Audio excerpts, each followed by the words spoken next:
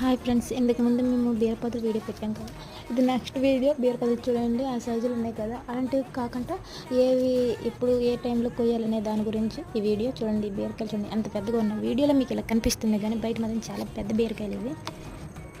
బీరకాయలు మనకి మార్కెట్లో చాలా రేటు ఉన్నాయి. కాకపోతే వర్షాకాలంలో ఏంటంటే ఇవి వైరస్ రావడం వల్ల ఇవి బీరపోదు మొత్తం పాడైపోయింది. ఒక మొక్కకు వైరస్ వచ్చిందంటే చాలా మొక్కలకు అలా పాకుతుంది, మనకి పంట నష్టపోయే అవకాశం ఉంటుంది. కానీ మనం ఏం చేయలేము, ఇది గాలిలో వచ్చే వైరస్ కనుక మనం వాటిని ఆపలేము. ఎన్ని మందులు కొట్టినా ఏం చేసినా కూడా అది వస్తూనే ఉంటుంది. కాకపోతే మనకు లాభం అనేది తక్కువగా ఉంటుంది.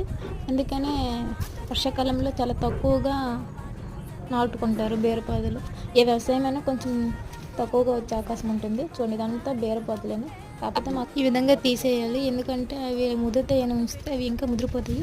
అలాగే కొన్ని వైరస్ వచ్చే బీరకాయలు ఉంటాయి, అవి కూడా